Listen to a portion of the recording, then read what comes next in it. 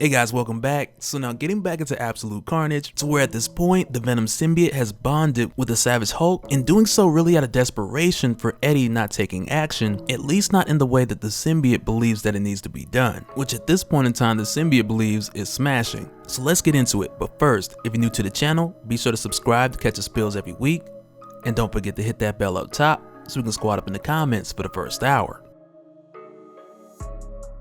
Alright, so there's a few things I want to get into for this one, because just recently we talked about the Venom symbiote bailing from Eddie Brock and jumping to Bruce Banner, and not just doing this because he's the Hulk, but the Venom symbiote was doing this because it wanted to be with a host that wouldn't hesitate to take action. But like we talked about in the previous video, with the Venom symbiote doing this and really needing to get the approval of not just Banner but the different Hulks, who essentially aside from Banner were like your new Devil Hulk, Joe Fixit, and your Savage Hulk, who all came to the conclusion that this was something that they're willing to do for the greater good. And all of the Hulks agreed to this except for Bruce's most angriest, most merciless, most inhuman Hulk, which is like your main Hulk which we've seen throughout the Immortal Hulk series. And so because at this point, with the votes going through with 3 out of 4, and 2 of which who are just puny Banner forms, this really left the situation only to work out with just Savage Hulk taking the wheel, who as we've seen immediately went after Carnage, which is exactly what the Venom symbiote wanted because it believed that Carnage had to be taken out by any means necessary, which was partially out of guilt, with the Venom symbiote previously expressing to Eddie that it felt responsible for what Carnage is doing because the Carnage symbiote is an offspring from Venom. And so now immediately after this, with Eddie Brock not having any powers, with the Venom symbiote abandoning him, which at times before we've seen this cause him to run the other way, but at this point in time with everything he's been through, this is a very different Eddie. And when we see him here bring Spider-Man, Dylan, and Normie into one of the armories of Rex Strickland's safe house, he brings them here for a couple of reasons. To where the first is for Spider-Man to use this room as like a safe room to keep Dylan and Normie here to make sure that Carnage and the Doppelganger army don't get to him, but also Eddie does this so he can grab some weapons and get out there and be a part of the fight. And with doing so, he grabs Captain America's shield, which is there because Captain America is currently having his codex extracted, which at this point I believe Eddie needs to buy him about 10 minutes. But Eddie also grabs this gauntlet, which is like a electric gauntlet, because mainly in this room there are a number of weapons that are made to fight the weaknesses of symbiotes, whether they be sound weapons, fire weapons, electric weapons. So Eddie grabs these two and he steps out. And so on the surface of this, like you would think, like if anything, Eddie would stay there with the kids and he would send Spider-Man out there, who is still Spider-Man, to go out there and fight this fight, but he doesn't. Instead, he leaves the big gun with the kids, with the big gun being Spider-Man, and he goes out there himself with only these 2 weapons at his aid, which on the surface seems a bit crazy because even with a vibranium shield, like that doesn't make you Captain America. And Eddie more or less knows that, which is why he's not like throwing it around or anything like that. But not at the long, we find out that these 2 choices of weapons, like they weren't that bad of a pick. And while he's here, he's attacked by Miles Morales, whose symbiote incarnation is very reminiscent of your Doppelganger Spider-Man, like the one created by Magus, who we'd seen for a little bit during the Cult of Carnage. But when Eddie sees Miles here, and he knows like in this situation, usually most people will be like, I know you're still in there. Try to fight it, buddy. Try to fight your way out. You can do this. But instead, Eddie's like, no, I'm gonna hit you with this electricity, much like you used on that Grendel with the Venom Blast, which is much like Eddie used on Carnage, which either time seemed to be extremely effective. And with doing so in this instance, it does knock Miles across the room, and it pushes back Carnage's army, which Eddie refers to as his Doppelganger army. But with doing so, it brings Miles back. Like Miles is himself once again, and at this point, he is finally back in the fight. But something to keep in mind here, just before we jump back to the battle between the Venom Hulk and Carnage, and this is something that we've seen prior before with Carnage, like we initially inducted Miles, and through the symbiote Cassidy was able to see what Miles knew. But we also have to keep in mind that this works both ways, because now with Miles being free again, in addition to this, he now has some insight from Carnage, which he previously didn't have prior to this point. And so while this is happening, like meanwhile outside,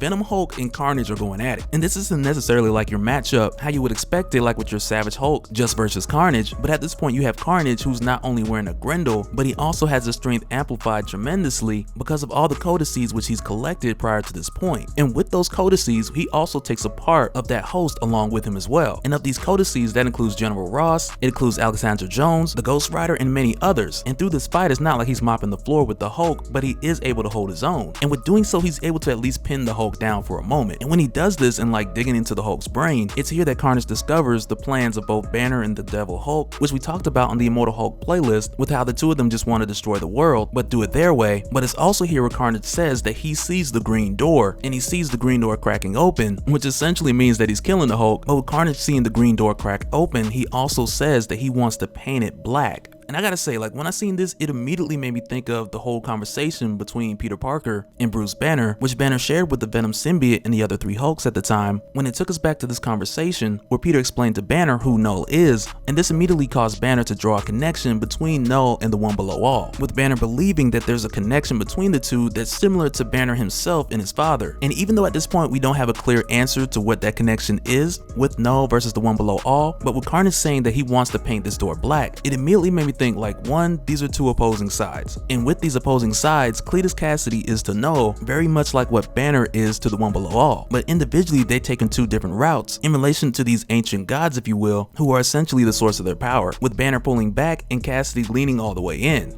But after seeing into the mind of Banner and seeing the plans of Banner and the Hulk, seeing the green door and all of this, he then tells him that, like, you think you're crazy. And so he's like, okay, Banner, I'm gonna show you what crazy is. And when Cassidy does this, we don't get to see exactly what he showed him. And I mean, hopefully we get this in the way of another one-shot or something similar to what we had seen with the Immortal Hulk Absolute Carnage tie-in, which showed us this conversation / debate and election between Venom and the Hulk, which in real time took place within a matter of seconds, but through the tie-in we were able to see it slow down rather than real time, with that bonding process actually happening at the speed of thought. And because of that, I would love to see what Carnage also showed them. But after doing this, while he has the Hulk pinned against the wall, he kills him, causing him to turn back into Banner and strips away the Venom symbiote, which he takes unto himself, which gives him a massive upgrade because now he has the Codex from the Hulk plus countless other codices from the Kree and literally everyone who the Venom symbiote has been bonded to. And it's like you stack that on top of the Grendel, and it's like now you have this version of Carnage who has a piece of power from nearly everyone, all bottled up into one super symbiote package. And when Eddie sees this, he's like, okay, we're done, because like, what are we gonna do now? But at this point in time, it's like he's bought enough time for Captain America and the others to get out, with their process being complete and the codices being extracted, and as a result, Cap, Wolverine, the Thing, they're all back in the fight. And at a time where it felt hopeless, he realizes that here he's not alone. And I gotta say, like, when I see this and the different heroes coming in to face off with Carnage, it's almost like that moment in slow motion where the music's playing and it's like, and then a hero comes along. And like with them jumping in when Eddie felt hopeless, but in the middle of that song, the record just stops and immediately the song just switches to Travis Scott. I ain't playing with the Avengers. Straight up. Because these guys got laid out. Like, it was sleepy time for everybody. And when this was done, like with him taking the Venom symbiote, he was just like, well, I got all the codices I need. And from here, he makes his way to go awaken Knull, which if you guys remember, this is kind of what we expected. And mainly because what we've seen going on in the Immortal Hulk, which showed us that whatever happened with the Venom Hulk, and really from the point of the Hulk finding General Ross's body, to meeting Spider-Man, to helping Spider-Man, all the way up to this point, like it all had to take place within the course of 2 days. And it was for this reason that we knew that this wasn't going to last a long time. But the next thing that we come to find out by way of Miles is that the Maker lied. Because when he said he built the machine to extract the codices and destroy them, this machine never destroyed them, it only collected them. And this is the reason why, like, even after Captain America and the others went to go fight Carnage, Carnage's army was still trying to get into this machine. And at this point, Eddie Brock figures that he has no choice, with Carnage making his way to Knull, and Dylan, who's tucked away, being protected by Spider-Man, but who knows how long he can hold out. But because of this, Eddie then uses the gauntlet to break open the machine so that he can then take all the codices to himself. And this is something I did not see coming. And I mean, as far as the part with the Maker collecting the codices, like that, yeah. But as far as Eddie breaking this open and taking the codices unto himself after losing the Venom symbiote, this was genius. Because remember, every time the Venom symbiote bonded with someone and left a part of itself within that person, this essentially left a drop of Venom inside everyone who's ever worn a Venom symbiote. So in this case, with Captain America, Wolverine, the Thing going through this machine, not only does he get their portions of the Venom symbiote back, but he also gets a portion of their powers as well, making him something new and something better. And it gives him the strategic mind of Captain America. He now has the precision of even Hawkeye, the rage and likely healing factor of Wolverine, and the durability of the Thing, and not all at 100%, but a fraction of each one. But also with doing so, he's given a part of the Venom symbiote back, which now allows him to go after Carnage and actually have a fighting chance, which is crazy and brilliant at the same time. But keep in mind, much like Carnage, Eddie doesn't have like the full power or full abilities or full skills of any of these people. And the same with Carnage, though an argument can be made that Carnage definitely has a lot more due to the fact that he's collecting more codices with either those who have only worn the Carnage symbiote or those codices that were planted in others on a separate occasion.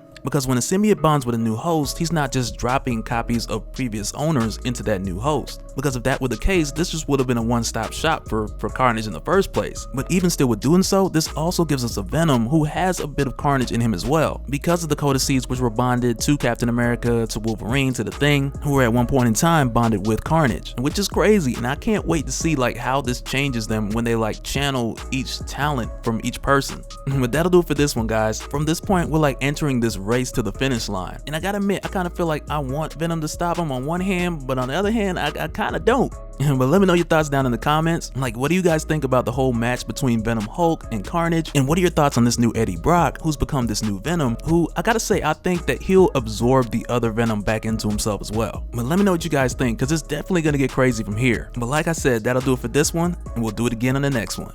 All right, later.